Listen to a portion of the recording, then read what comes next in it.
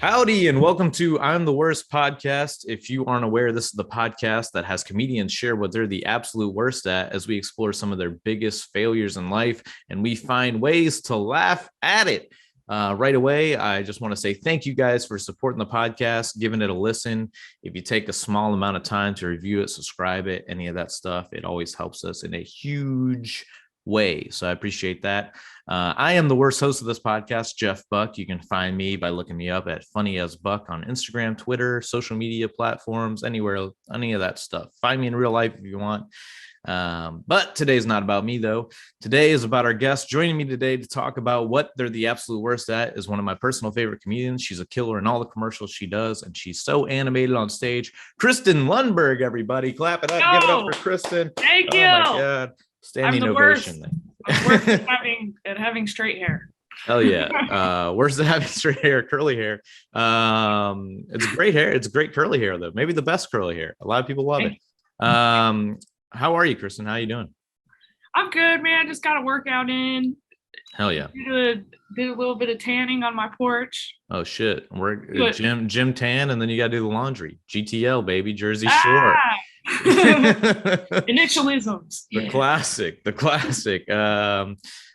Sweet. Before we get into it, is there anything that you want to share, plug anything, where to find you, any projects you're working on, stuff like that? Let's take care of it up top. I just have one exciting project I'm working on, but I'm not allowed to share anything about it. All right. Well, in that case, maybe by the time this episode comes out, plugging you can follow Kristen, and then maybe she'll have news on it, whatever it may be. Go to my website. Cool. I'm obsessed with my website for some reason. What's the website?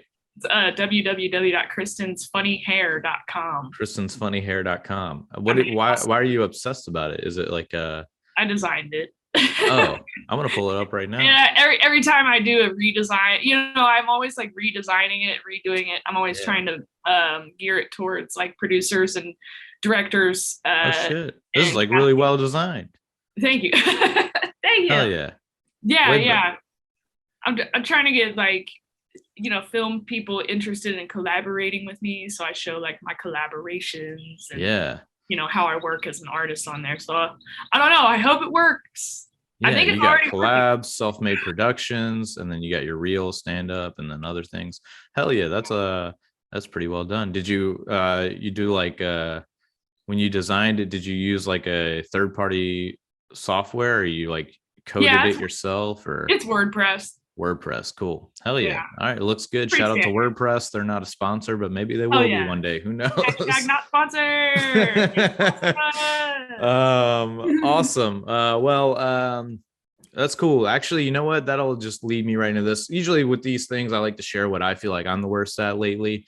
And then just kind of like to ease into it in case, I don't know, whatever you're talking about might be uncomfortable for you. Who knows? Some people it's easy, but I'll say this. I feel like sometimes I'm the worst at updating my website and updating that those portfolios and things that are essential for a comedian or a artist of any sort. I think if you go to my website now, it's got like the podcast that I failed at, like not this one, like old podcasts and old sketch group. Yeah, it's pretty old.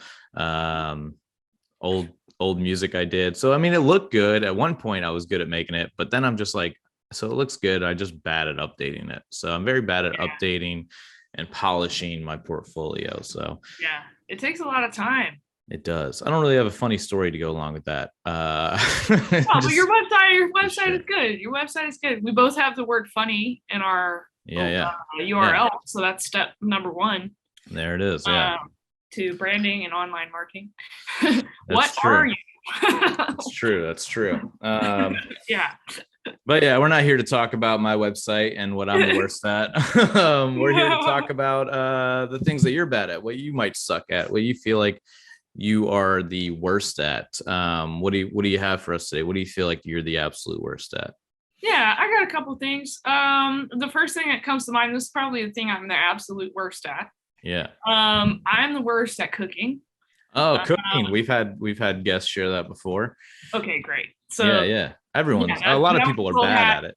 I mean, seriously, I can't even like, I don't even have a stove or like an oven. Like I have like a little, what do you call it? Like a toaster oven. Oh, toaster oven. And like I burn toast in that like every day.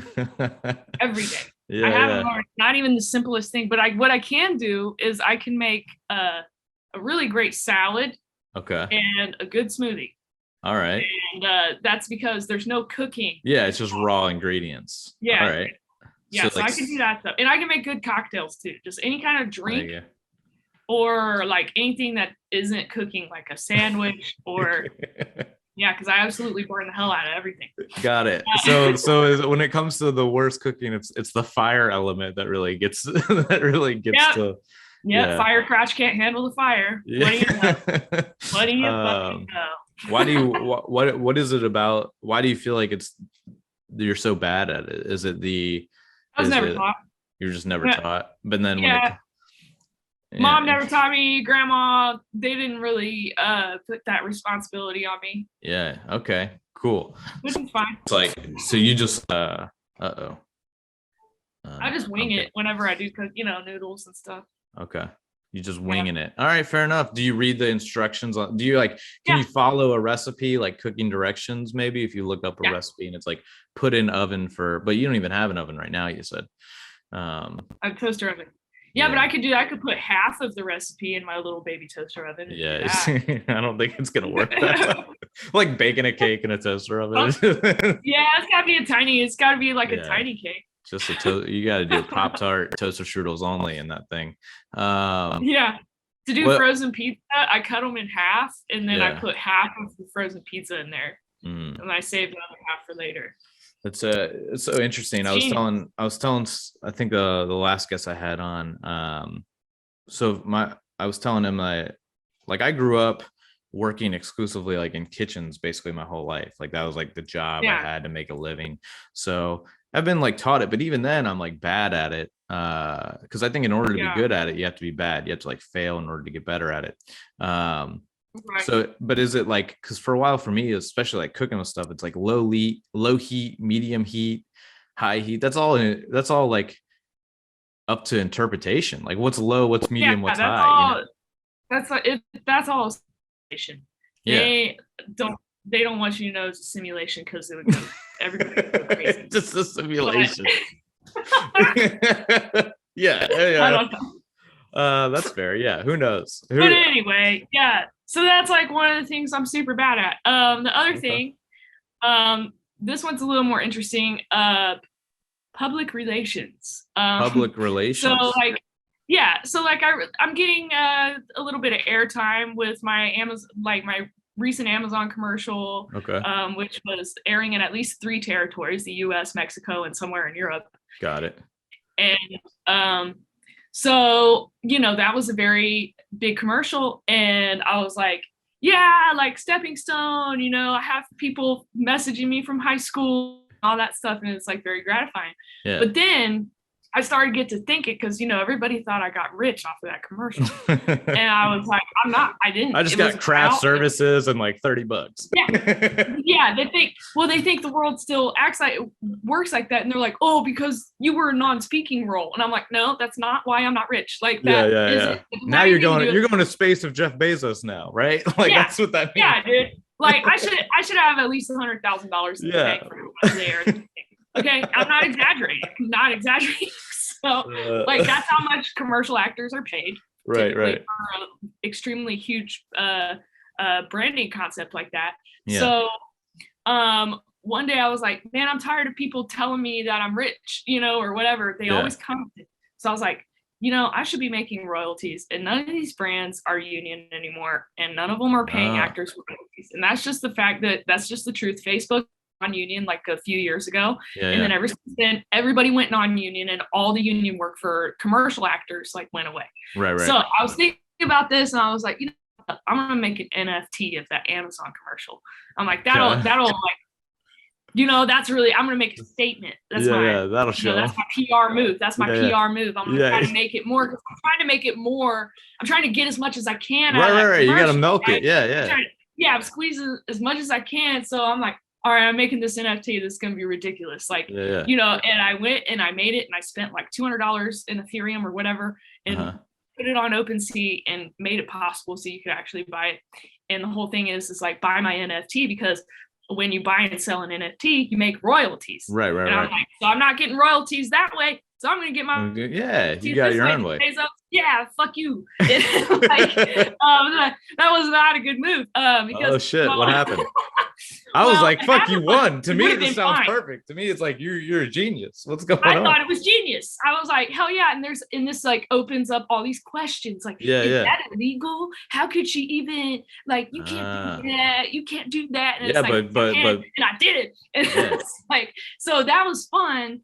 But then somebody commented on my Facebook thread. He was like, you should email it to Jeff Bezos and ask if you want to buy it. And I was like, that's hilarious. And I'm like, oh, you don't think I will? I fucking will, dude. And I went and I fucking even if Facebook friends are real friends, never listen to the advice of a Facebook friend. I'm so mad because it like ruined my life. Okay. Oh no. What happened? So wait, first of all, how did you get his direct emails? Jeff Bezos' email, just Jeff Bezos at gmail.com. It's public. Yeah. Interesting. Okay. Yeah. He reads it. Yeah. Well, he has I don't believe it. He's got people that read it.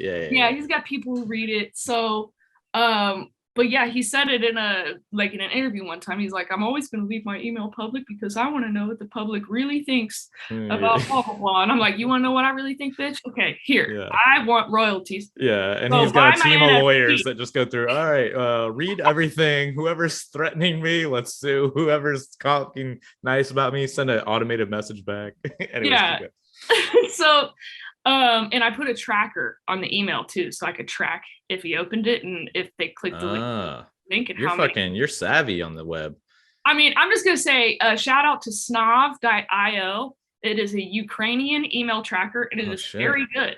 Snov.io. And it's free. And if you want to upgrade, and you can anonymously so I can track it and see if someone opened it, but they can't see that I tracked it. Exactly. Fuck, Snov.io. I'm writing that down right now. Yeah, and it's useful because you can tell, like, you know, because I email a lot of casting directors and producers trying to make a copy or whatever. I want to know who I'm about to send out to every show I try to get booked on. Hey, motherfuckers, I know you saw it. Anyways, I'm just kidding. I mean, if that's financially worth it, then great. Yeah, but not for me. But anyway, I can really like see if my testimony or if my email was has reached them. Like, yeah, if it's got to reach something down deep inside, you know, and it's like to get somebody to even open an email, like means a lot. So like, I sent out the email and it was tracked. And then later on that night, I kept seeing, they kept clicking the link. And I'm like, oh shit. And I'm like, oh God, what's happening? What's happening? You can see that many details to it. Holy shit. Jeff Bezos clicked your link. Jeff Bezos clicked your link like 14 times. Holy moly. Okay, so I was like, oh shit, maybe they're gonna buy my NFT, or maybe they'll give me a raise or something. Maybe I reached them. Maybe my story, because and they didn't pay me all the money. They tried to skip me a little bit of the money, and then when I emailed about it, like weeks went by and they never responded, and so I was just kind of like, here it goes, like NFT time. I want my money, so after I did that and sent the NFT, I emailed accounting, and accounting said that my check was coming right away. Okay. And I was like, oh, cool. The NFT worked. See, it's working. Yeah. And then I got another call from my agent and was like, what is this NFT business? You feel like you've been taken advantage? What's going on? I'm like, no, Blake, it's not you. Like, by Amazon. It has nothing to do with you. Like, I like you. Oh no. And I was like, are you still gonna send me out on projects? I'm sorry. I'll take it down. He's like, yeah, you can take it down, but you know, like, production knows about it. Like, oh no. Basically, like, I shot myself in the foot because everybody knew about it. Yeah. After that, and I'm now in a position where I'm like, but that's not fucking. I mean, I don't know. I mean, no one should really be mad about it except Amazon. I don't know. I mean, I know. I see the agent's concern, but it's not like you're gonna leave him in the dust if you sell the NFT for, you know, a couple 100,000 or something. No, and I didn't even want to make the money off of the NFT. The whole thing was, it was like my political statement. Yeah, just to make a point about Amazon not paying.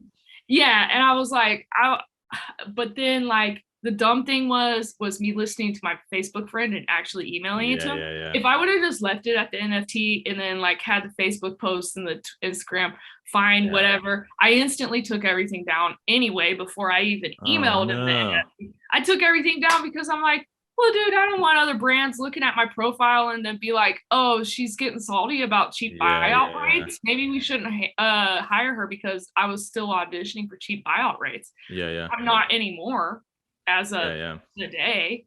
Right now, saying it out loud, I'm realizing, what am I doing? Yeah, dude. I'm like, I'm just kind of like, man, it just felt, it really like, people are like, oh, you got exposure, and it did pay. It did pay in the exposure. It did. Yeah.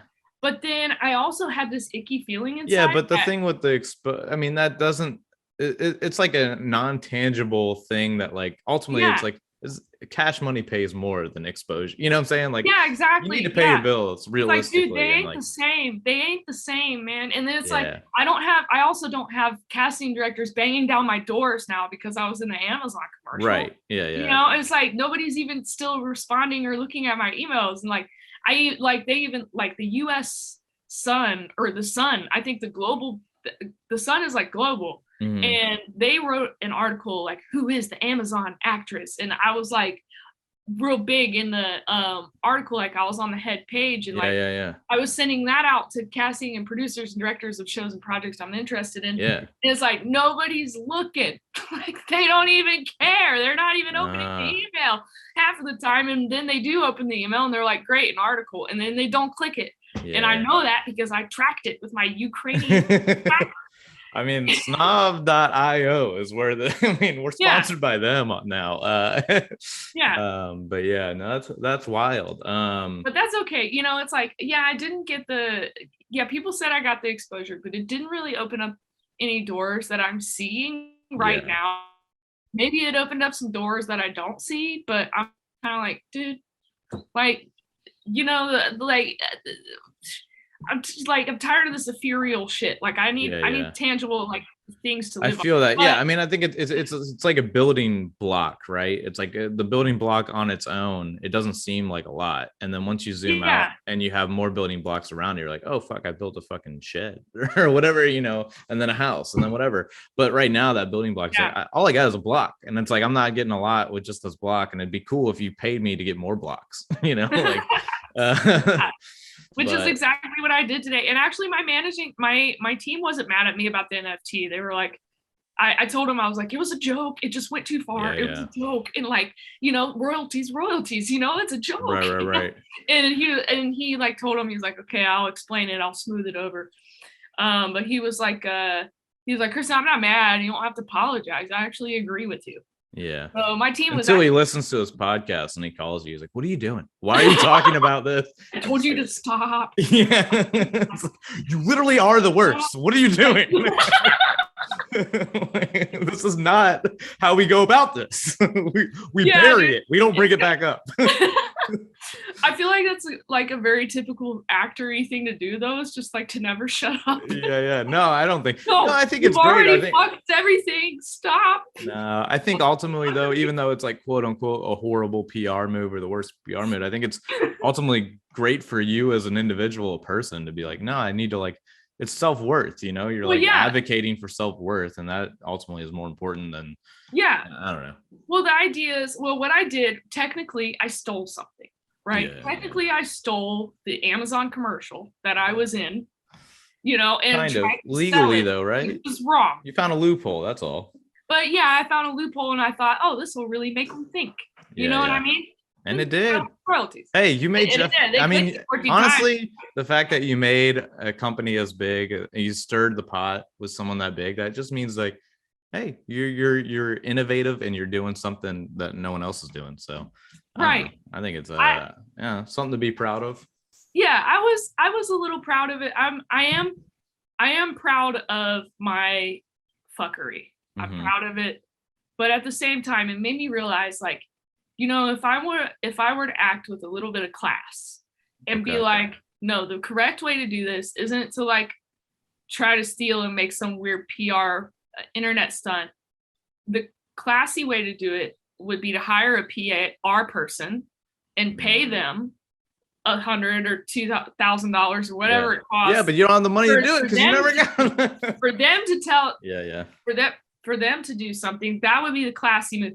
Also, the classy move would be to do what I told you I did today, to call my agent and be like, I'm not doing these cheap ass buyout rates anymore. I'm doing SAG only. And I think it'll benefit because there are some casting offices that do not hire actors that also do not cheap buyout. I see. Yeah, and they know, and I'm sure that they talk and they have their own network and they're all talk. I'm sure my name is fucking come up. Brunch on Sundays together and shit. Yeah. They, like, come on, let's not pretend that there's all these inside circles. 100%. Yeah. Right. So I'm sure that they're talking. So that's the real way to get what I actually want, which is to be paid for my time and be paid for my exposure. Yeah. Because this is like, it's like, I don't know. It just felt it felt a little uncomfortable. Like they're playing it a little too much. Yeah. For how I'm like, and it kind of started getting on my nerves. And it's like, is this the self-sabotaging part of me? Like making the NFT? I think it is. It is a funny and clever part of me, but it's also a self-sabotaging move, the way that I did that. And do you feel like internally you felt like you knew that this was a bad idea in a way, like as you were doing it, like, oh, this is probably going to get me in trouble? No. Like the risk factor? No? Then I don't think it's I didn't think it was going to get me in trouble. I thought, then I don't think it's self-sabotaging purposely, I don't think self-consciously you're self-sabotaging. I think it's innovative and like you keep that same energy going forward with other projects. But I think like you said, just check in with the agent first or check in with the team first, maybe have even though like you probably don't have money to hire a PR person or whatever, but have someone be the consultant on decisions like that rather than a Facebook friend. But in that sense of really respected this friend and I love this guy. Yeah. And I think he's hilarious. And he's like a disruptor like me. So I've always considered myself like, but I mean, look at this. I mean, you're getting a great story out of it. You're getting more art out of it in that sense. You know what I'm saying? Like this, I mean, it is a great story and it's like, there's something to that. I mean, granted, it's like, it's bad in one area in the sense of like the professional world. It seems like you're burning a bridge, but it's like also like, I don't know. You're not. It's making you an outlier, which I think is something that stands out more than just the corporate clog, if you will, or whatever. Right. Well, I feel like somebody who might have been involved in that production company, maybe, or somebody else who heard about it, might have thought, "Oh, well, this person like stood up for what they felt was right," and that's that's a disruptive move. The whole NFT thing, like, no one's ever done it. And I think like there is like a little bit of respect that comes with that. I think so. I think you should lean on that with a certain crowd. It's going to be the crowd that the rebels, the disruptive people who are into the dark arts, who are like for sure. Magic and wizardry. No, I'm just kidding. Magic, wizardry. The actual dark arts. No, I feel you. No, I think that's I mean, pros and cons but a wild story, a crazy story, one that I'm glad you shared. Do you feel like I don't know, is there's coming back from this? You said, I mean, obviously your team hasn't completely written you off, your agent's still working with you. No, they're still working, and actually they built me up more than I ever thought possible. I got to talk to the owner of my agency and he was like, he was like, I felt like he was blowing smoke up my ass at first, but I know he was being truthful. Because I feel the same way about myself, but it's like, you're so unique and awesome, and Kristen, you're this and you're this and you're that, and don't ever stop. Your career's on the right path, man. Just like talking like, there's like we're all in a basement in a freaking like in speakeasy or some shit, talking all this. Like, hyping me up. And I was like, wow, dude, because I felt like I was like, dude, I feel so shitty. I mean, everyone feels that way, especially when like, I think I almost talked about this when it's like sometimes I'm bad at, I'm the worst at tending to the fruits of my labor, right? Like where it's like I don't have that long-term patience of reward, where it's like I can start a project and the project's probably well put together, and like kind of the crux behind this podcast, calling it I'm the worst and stuff, because it's like I've started podcasts before, and instead of letting them breathe and flesh out over time, I'm just like, I didn't reach the goals I wanted to in 2 weeks. It's over. I'm done with it. Whatever, you know? And it's like, I want that immediate reward. It's kind of like what stand-up does to us, where it's like you tell a joke, you immediately get that reward back of laughter. So it's like when you don't have that immediate gratification, you tend to be like, oh, what's, you know, it was all for nothing, you know? So it's like whenever you do these projects like these commercials and you're not getting that immediate like pay or that immediate like reward from it, you're like, was this even worth it? Like, was it, you know, it's like, is it going well, you know? So it's nice to have that person in that ear who at that time it's like, oh, it is going well, you just got to stay on track and things like that. So it's like, it's that long term and I'm bad at that sometimes. I'm bad at just like realizing that, putting that perspective, and then instead of like waiting it out, I self-sabotage it. I'm like, it's, who cares about it, let me do something else. I think that the lesson is like, even when you're not, when you don't see people see you. You know? Exactly. That's true. And I was so used to being like this kid from Ohio or whatever, and it was like, oh yeah, I was getting bookings, but you know, sometimes my agent would say congratulations. Like, you know, it's like it was like, okay, all right, cool, congrats. All right, anything else? Actually, you got an audition, but the audition's during my shoot. Well, coordinate. Keep going. Keep going. That's the thing. Keep going. All right, well, real quick before we get out of here, a quick game I like to end the show on is a game I called Who's the Worst, and I'll put one together real quick for you. It seemed like earlier you're saying you're bad at cooking, so you probably eat a lot of cereal because it's easy. You just milk and cereal. I do every night. All right, sweet. Who do you think is the worst cereal mascot? The worst cereal mascot, you know, like the I would say King Vitamin. King Vitamin. King Vitamin. I don't remember King Vitamin. I'm gonna pull him up right now so I can see King Vitamin. What did he look like? He's just like a king. Oh yeah. What kind of weird, like, did you eat this a lot growing up? I mean, oh yeah, he was a real person too. It wasn't a cartoon. He's kind of old school. I forget what exactly he looks like, but I don't know why, but King Vitamin just came to mind. Let me see here. Yeah, dude, I don't like that white beard. He kind of looks a little like Henry Winkler. Just a tad. Like a modern Henry, like an older Henry Winkler. No, there's one. Are you looking at the I'm looking at the real person. I'm not looking at the cartoon. No, the King Vitamin I know is that cartoon. Oh, the cartoon. Okay, yeah. He's the old king with the big gray beard. He just has a big gray beard, and I mean, first of all, he doesn't look anything like the original King Vitamin. Why did they give him a huge beard? I know. They killed. They ruined him. They ruined his image. They went from Fonzie to fucking just generic lame.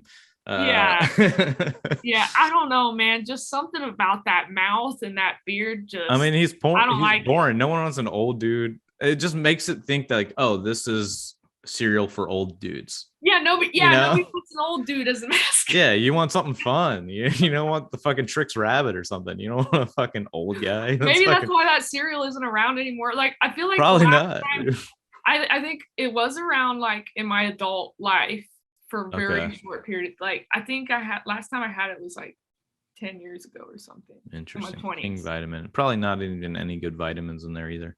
Anyways, fair enough. King Vitamin, it's good. If I were to describe it, it's like, you know how there's like Oops All Berries? Yeah.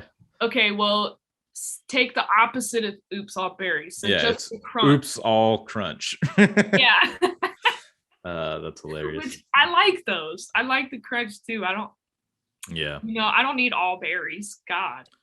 Yeah. I was gonna pick. I was gonna pick the raisin. I was gonna pick the Raisin Bran raisins. I think they're just kind of racist, right? That was the whole thing. There's the California raisins. Yeah. I guess that's Anyways, who knows? Yeah. All right. Well, cool. The King Vitamin. The worst cereal mascot. I thought the Raisin Bran raisins were so scary looking. Yeah, they are. They're pretty creepy. They're like claymation. It's creepy. Anyways, Yeah. Thank you, Kristen, for sharing today about being the worst PR person. Hey, again, I think it was probably a big oopsie, but also one that stirred the pot a little bit, which who knows, bad publicity is good publicity, right? Kind of in a way. Well, I'm trying to embrace the light side of the force these days. There you go. I feel you. I feel you. I'm embracing light and my femininity and all that kind of shit. And that's fair. Yeah, but I really appreciate your input on the NFT because, yeah, it's like no matter, I don't know, I feel like no matter how many people tell me like, no, it was cool, it was funny, like I still feel bad about it. I feel you. No, I hear you. Yeah, I mean, again, it's that. Yeah, it's you can't see it, and it's a tricky situation. But embrace your innovation is what I think.